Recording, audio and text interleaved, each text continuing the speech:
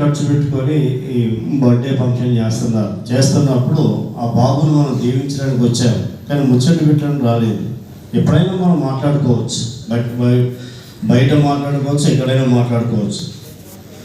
ఎంత అద్భుత సాక్ష్యం! 14 సంవత్సరాల తర్వాత కుమారుని ఇచ్చాడంటే ఎంత గొప్ప దేవుడు మన దేవుడు. ఒకసారి దేవుడిని గట్టిగా చప్పలు కూడా వేసి గట్టిగా ఉండండి. అద్భుతమైన దేవుడు మన దేవుడు. ఆమేన్. కాబట్టి కొన్ని విషయాలు నేను చెప్తాను. మొదటి సమూయేలు గ్రంథము 1వ అధ్యాయము 26 నుండి 28 వరకు చదువుకుందాం. బైబిల్ ఉన్న వారందరూ తెరవండి. చదవగలిగేవారు, బైబిల్ ఉన్న వాళ్ళు మాత్రం బైబిల్ తెరవండి. మొదటి సమూయేలు గ్రంథము 1వ అధ్యాయము 26 నుంచి 28 వరకు చదువుతున్నాం. చూడండి. నా ఏలిన వాని ప్రాణముతోడు నీ యొద్ద నిలిచి యెహోవాను ప్రార్థన చేసిన స్త్రీని నేనే. ఈ బిడ్డను దయచేయమని యెహోవాతో నేను చేసిన మనవిని ఆయన నాకు అనుగ్రహించెను. కాబట్టి నేను ఆ బిడ్డను యెహోవాకు ప్రతిష్ఠించుచున్నాను. తాను బ్రతుకు దినములన్నిటను వాడు యెహోవాకు ప్రతిష్ఠుడని చెప్పెను. అప్పుడు వాడు యెహోవాకు అక్కడే మ్రొక్కెను. ప్రార్థన. కన్న తండ్రి, నీకు స్తోత్రం. ఇంతవరకు దైవ సేవకుడు ప్రభువా నిలబెట్టి మాతో మాట్లాడిన వాక్యాన్ని బట్టి వందనాలు. మీరు ఇచ్చిన కుమారుడు స్వాస్థ్యము, గర్భఫలము మీ కొరకు పెంచమని మీరు ఇచ్చిన హెచ్చరికను బట్టి మీకు స్తోత్రం. నిజమే నాయన, మీరు మా జీవితంలో చేసిన ఒకటిని మేము కృతజ్ఞతగా మీ కొరకు పెంచినప్పుడు అనేకమైన మేలు చేసే మహాదేవుడు మీకు స్తోత్రాలు. విన్న మాటలు హృదయం భద్రపరచండి. అల్పడి నన్ను మరుగుపరిచి మీరు మాట్లాడమని కృతజ్ఞతలు చెల్లిస్తూ యేసు నామములో పొందినాం తండ్రి. ఆమేన్. ఇక్కడ ఒక కుటుంబం కనబడుతూ ఉంది. అన్న ఎల్కానా అనే ఒక కుటుంబం కనబడుతుంది. మరి ఈమె జీవితంలో కూడా సంతానం లేదు. ఇప్పుడు పురుషుడు ఎక్కడికైనా వెళ్తాడు, ఏ ఫంక్షన్కి వెళ్ళినప్పుడు పురుషులకు పట్టించుకోరు. మన భారతదేశంలో ఏంటంటే పెళ్ళైన తర్వాత 2 సంవత్సరాలుగానే వరుసలు ఉన్న వాళ్ళు అడుగుతూ ఉంటారు, ఏమ్మా కాయా పండ అసలు ఏంటి అని అడుగుతూ ఉంటారు. అప్పుడు ఏమవుతుందంటే కాలేదని చెప్పి కొన్ని సంవత్సరాలైన తర్వాత ఎక్కువగా ఆడపిల్లని అడుగుతూ ఉంటే ఆమె ఏం చేస్తారంటే ఫంక్షన్కి వెళ్ళదు. అంటే ఎందుకో ఒక బాధ, ఒక వేదన. అయ్యో మరి వాళ్ళు పనులు వెళ్తే ఏమంటారు, అడుగుతారేమో అని ఒక వేదన, బాధ ఎక్కువ అవుతుంది. నువ్వు వెళ్ళయ్యా, నేను రాను అన్నట్టుగా అంటారు. మరి అలాంటి స్త్రీ ఈ తల్లి దేవుడి మందిరానికి ఏమో కోపంతో వచ్చింది. మొదలొచ్చే మీరు చదువుకోండి, కోపంతో వచ్చింది. కానీ తన భర్త తనని ఏం చేశాడు, ఎంకరేజ్ చేశాడు, బలపరిచాడు. 10 మంది కుమారుల కంటే నేను శ్రేష్టమైన వాడను కానా, ఎందుకు ఏడుస్తున్నావు, నీ ఏడుపు మాని భోజనం చేయి అని ఎంకరేజ్ చేశాడు. అలాంటి భర్తలు ఉన్నప్పుడు భార్యను కూడా ఏమవుతారంటే ధైర్యంగా తెలియగలుగుతారు. అలాంటి భార్యలు ఉన్నప్పుడు భర్తలు కూడా సమాజంలో తలెత్తుకొని తెలియగలుగుతారు. మన కుటుంబము ప్రార్థన కుటుంబం. అన్న ప్రార్థన పరురాలు. ఆ ఒక్క మాటే ఆమె జీవితంలో మార్పును తీసుకొచ్చింది. ఆ మార్పు ద్వారా మందిరంకి వచ్చి ఏడుస్తుంది ఆ తల్లి. ఏడ్చి ఏముంటుందంటే, ఒక్క బిడ్డని ప్రభువా నాకు, ఆ ఒక్క బిడ్డనిస్తే వాడు నీకే ఇచ్చేస్తాను అని ఆ తల్లి ఏం చేస్తుందంటే ఏడ్చి ప్రార్థన చేస్తుంది. అందుకే ఎక్కువగా కన్నీరు వచ్చేది స్త్రీకే వస్తుంది, పురుషుల కంటే ఎక్కువ గుర్తుంచుకోండి. సంతోషంలో ఏడుస్తూ ఉంటారు, ఆనందంలో ఏడుస్తూ ఉంటారు, బాధలో ఏడుస్తూ ఉంటారు. ఇప్పుడు అమ్మాయి తన సంతోషం, నా కుమారుడు ఇచ్చే దేవుడు అని తను చెప్తూ ఏం చెప్పిందంటే 14 సంవత్సరాల తర్వాత ఇచ్చింది. జేమ్స్ పాల్ గారు చర్చి పోయిన తర్వాత ఈ సహవాసం నచ్చింది, ఇక్కడ బాప్టిజం తీసుకున్నాను, తర్వాత మరుసటి సంవత్సరమే నేను కలిసి అని చెప్పి సాక్ష్యం చెప్పింది. ప్రభువు స్తుతి కలుగును గాక. ఆమేన్. అన్న మంచి ఆత్మీయులు, వాళ్ళు కానీ వారి పిల్లలు కానీ మంచి ప్రార్థన పరులు. కాబట్టి దేవుడు గర్భాన్ని తెరిచాడు. మరి ఇక్కడ నుంచి సమయాల గురించి ఒక 7 విషయాలు చిన్నగా చెప్పి నేను ముగిస్తాను.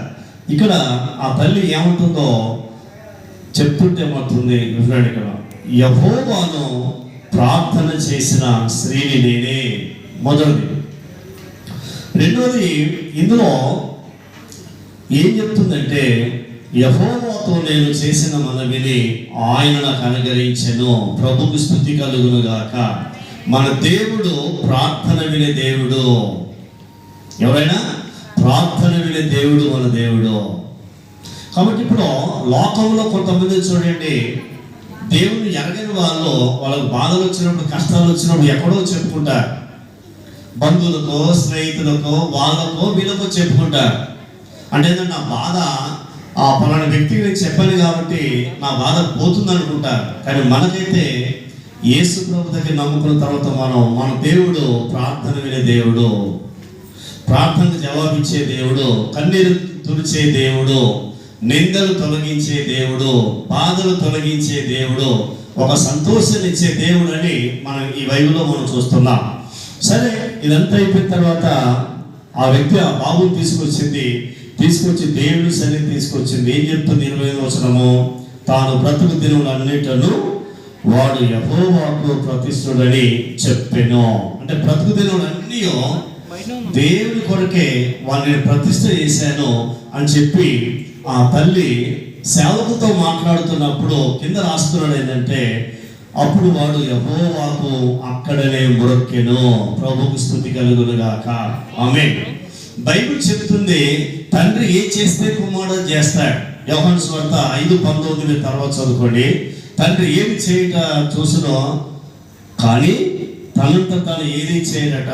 తల్లి ప్రార్థన చేస్తే పిల్లలు ప్రార్థన చేస్తారు, తండ్రి ప్రార్థన చేస్తే పిల్లలు ప్రార్థన చేస్తారు, తల్లిని సెల్ ఫోన్ ఆడితే పిల్లలు సెల్ ఫోన్ ఆడతారు, తల్లిని సినిమాలు సీరియల్ చూస్తే వాళ్ళు అదే అవుతారు. అంటే ఆ ఎఫెక్ట్ అనేది వచ్చేస్తారు.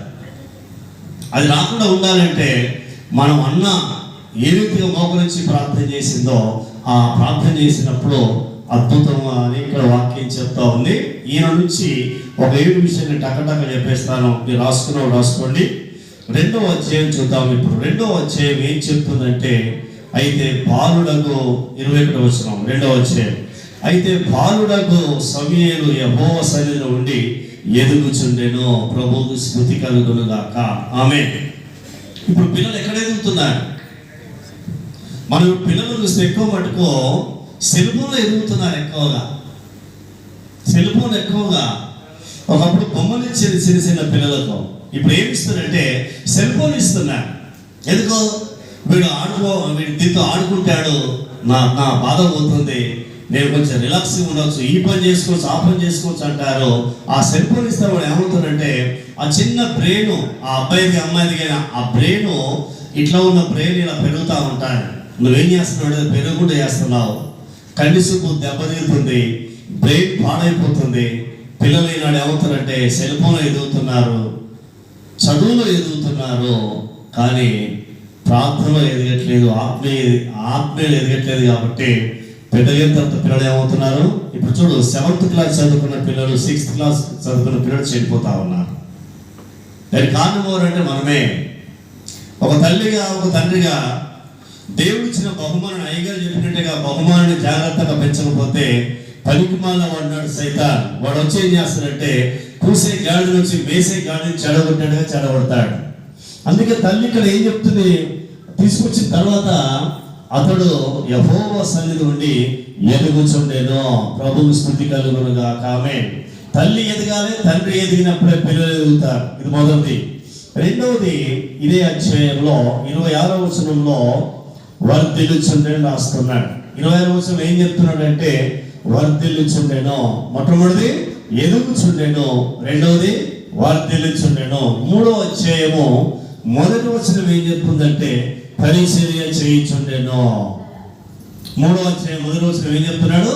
పరిచర్య చేయుచుండెను. తర్వాత 7వ అధ్యాయము సమూయేలు గ్రంథం 15వ వచనం ఏం చెప్తుందంటే న్యాయాధిపతిగా ఉండెను అని చెప్తున్నాడు. అంటే ఒక న్యాయము చేసే వ్యక్తిగా సమూయేలు ఉండెను అని బైబిల్ చెప్తుంది. తర్వాత 5వది ఏం చెప్తుందంటే 9వ అధ్యాయము 6వ వచనంలో దైవజనుడై ఉండెను అని వాక్యం చెప్తా ఉంది. తర్వాత అందులోనే మనం చూస్తే అతడు బహు గనుడై ఉన్నాడు అన్నాడు. 6 విషయాలు నేను మళ్ళీ అందరూ అర్థం చూడండి. 6వది 7వది ఏం చెప్తున్నాడంటే 99వ కీర్తన 6వ వచనము, ప్రార్థన చేయవారిలో సమూయేలు ఉండెను, ప్రభువుకు స్తుతి కలుగును గాక. ఆమేన్. మొదటి వచనము మొదటి అధ్యాయం 10వ వచనంలో తల్లి ప్రార్థన చేసి దేవుని మందిరంకి వచ్చిన తర్వాత సమూయేలు కోసం బైబిల్ ఏం చెప్తుందంటే 99వ కీర్తన 6వ వచనం ఏం చెప్తుంది? ప్రార్థన చేయవాళ్ళు ఎవరున్నారు? సమూయేలు ఉండెను, సమూయేలు ఉండెను. ఇప్పుడు యాదగిరి సునంద వీళ్ళ విషయంలో కాకుండా అక్కడ పెళ్ళైన వాళ్ళు పిల్లలైన వారు కంపల్సరీ ఏంటంటే ఈ వాక్య ప్రకారంగా ఉండాలి. ఉన్నప్పుడు ఒక్క సమయం కోసం బైబిల్ చెప్తుంది 7 రకాల పని చేశాడు దేవుడికి. మరి మన పిల్లలు ఉన్నారా? మన పిల్లలు ఉండాలంటే ముందు మనం ఉండాలి. మనం ఉన్నప్పుడే మన పిల్లలు ఉంటారు. మొట్టమొదటి ఏం చెప్పాను మీరు చెప్పండి. మొట్టమొదటి ఎక్కడున్నాయన? పురుషుడు చెప్పాడు. గుడ్. దేవుడి సన్నిధిలో ఏదో కూర్చుంటాను. ఇప్పుడు స్త్రీలు చెప్పండి. రెండోది ఏంటి? మీరు ముచ్చట్లే పెడుతున్నారు, అటే చూస్తున్నారు, అది ఏం చూడట్లేదు. ఇటు చూడాలి, వాక్యం దగ్గర చూడాలి. వర్ధిల్లుచుండెను. చూసారా? వర్ధిల్లుతున్నాడు.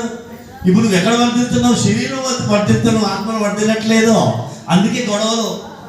ఇప్పుడు గొడవలు ఎందుకు వస్తున్నాయి? ఈ డబ్బులకనే గొడవలు, ఇప్పుడు మనిషికి కాగితాలకనే గొడవలు. ఆత్మలు వర్ధిల్తే గొడవలలో క్షమించుమనే మాట వస్తుంది ఆత్మలు ఎదిగిన వాళ్ళకు. కానీ శరీరంలో ఎదిగిన వాళ్ళకు నన్ను తింటావా, నీ సంగతి ఏంటి అన్నట్టు వస్తారు.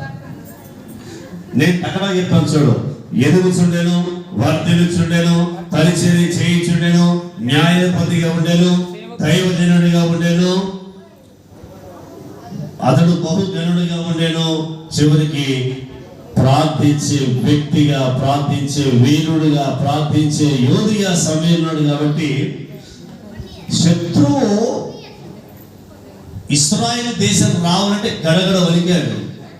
మీరు మొదటి సమయాల కింద 7వ అధ్యాయం చదువుకోండి. ఫిలిస్తీన్లకు దడ పుట్టింది సమయంలో దినాలన్నింటిలో. మరి రేపు కూడా నీ దగ్గరికి శత్రువు కానీ, చీకటి శక్తులు కానీ, మాంత్రిక శక్తులు కానీ, రోగాలు కానీ, పేదరికం కానీ ఏది రావాలంటే దడ పుట్టాలంటే ఏం చేయాలి? తల్లి, తండ్రి, పిల్లలు ప్రార్థన చేస్తే ఏది మన దగ్గర రాదు. దేవుడి మాటలు దీవించును గాక.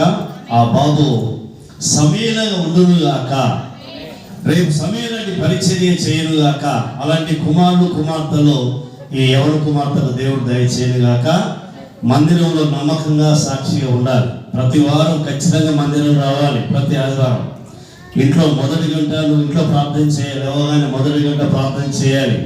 మొదటి దినం అంటే ఆదివారం ఖచ్చితంగా మందిరంలో ఉండాలి. తర్వాత 3వది, మీ కష్టార్జితంలో నమ్మకంగా దేవుడికి ఇస్తూ ఉండండి. మీకు ఏ లోటు ఉండదో దేవుడు మీకు దీవిస్తాడు. దేవుడి మాటలు దీవించిన గాక. సంబంధించిన జోసఫ్ పాలకు అలాగే జేమ్స్ పాల్ గారికి వందనాలు.